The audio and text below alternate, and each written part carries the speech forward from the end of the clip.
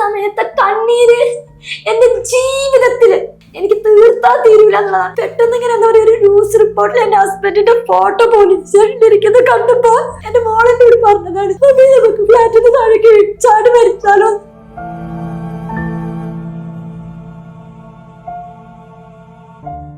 കുറെ പേരെ ഹെൽപ്പ് ചെയ്യാൻ പറ്റിയിട്ടുണ്ട്. എനിക്ക് എല്ലാവരുടെ കാര്യങ്ങളും ഒരുപോലെ ഹെൽപ്പ് എനിക്ക് നടത്തി കൊടുക്കാൻ പറ്റില്ല. ലിമിറ്റേഷൻ ഉണ്ട്. മനുഷ്യനാണ്. ഒരു മനുഷ്യൻ നമ്മുടെ മുമ്പിൽ വന്നിരുന്ന് കരയാണ്, എങ്ങനെയെങ്കിലും ജീവിതം രക്ഷപ്പെടണം എന്നാലേക്കും നമ്മൾ ചിന്തിക്കുന്നത് എന്താണ്, എന്നെ കൊണ്ടാകുന്നത് എന്നാണ് ഞാൻ ചിന്തിക്കാറുള്ളത്.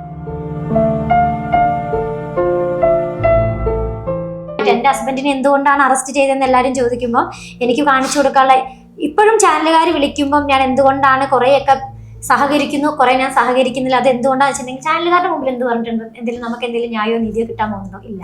നമുക്ക് കോടതിയുടെ മുമ്പിൽ തെളിവുകൾ ആവശ്യമുള്ളൂ. പക്ഷെ എൻ്റെ ഹസ്ബൻഡ് എന്ന് മുതലാണോ ഇതിനകത്ത് ഇരയായത്, ആ ഒരു സമയം തൊട്ട് എനിക്ക് എന്താണ് പറയുക, ഇത് എങ്ങനെയെങ്കിലും, കാരണം ഒരു വീഡിയോയ്ക്കകത്ത് പോലും വരാൻ ആഗ്രഹിക്കാത്ത ഒരു വ്യക്തിയാണ് എൻ്റെ ഭർത്താവ്. അപ്പം അങ്ങനെ വന്നപ്പോൾ എനിക്ക് ഇതെന്തായാലും ചാനൽ വഴി തന്നെ, കാരണം ഫസ്റ്റത്തെ വീഡിയോ ഒക്കെ എല്ലാവരും കാണും, അറസ്റ്റ് ചെയ്തു. പിന്നീടുള്ള വാർത്തകൾ ചിലപ്പോൾ അധികം ആരും കണ്ടില്ല എന്ന് വരും.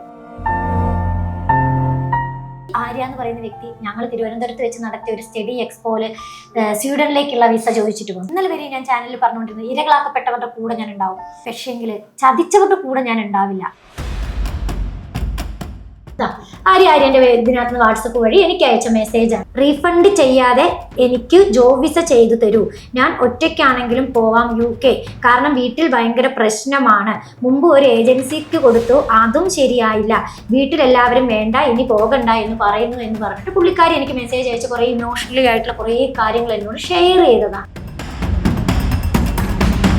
ഈ ജർമ്മനിയിലായിരിക്കുന്ന സമയത്താണ് ഇവർക്ക് വിസ ഡിസിഷൻ വന്നത്. വിസ ഡിസിഷൻ വന്നപ്പോൾ തന്നെ ഇവർ എന്നോട് കരഞ്ഞുകൊണ്ട് പറഞ്ഞു, ഇങ്ങനെ വന്ന് ചേച്ചി ബാനാണ് വന്നത്, ചേച്ചി ഇത് നോക്കിയിട്ടൊന്ന് പറഞ്ഞിരുന്നു വെച്ചപ്പം ഡോക്യുമെന്റ് ഫോർജറി, അതായത് നിങ്ങൾ സബ്മിറ്റ് ചെയ്ത ഡോക്യുമെന്റ് ഫേക്ക് ആയതുകൊണ്ട് 10 വർഷത്തേക്ക് നിങ്ങൾക്ക് എന്ത് ചെയ്യുന്നു, UK എൻട്രി റെസ്ട്രിക്ട് ചെയ്തിരിക്കുന്നു എന്ന് പറഞ്ഞിട്ടുള്ളൊരു സംഭവമാണ്. സർട്ടിഫിക്കറ്റ് ആയിരുന്നു ഫേക്ക് ആയിട്ടുള്ളത്, ഡിഗ്രി സർട്ടിഫിക്കറ്റ്. ഇത് അത് പ്രകാരം ആര്യ ഡിസിഷൻ വന്ന ദിവസം എന്നെ വിളിച്ച്, ഞാൻ ജർമ്മനിയിലായിരിക്കുമ്പോൾ വിളിച്ച് വോയിസ് അയച്ച് കരഞ്ഞതാണ്.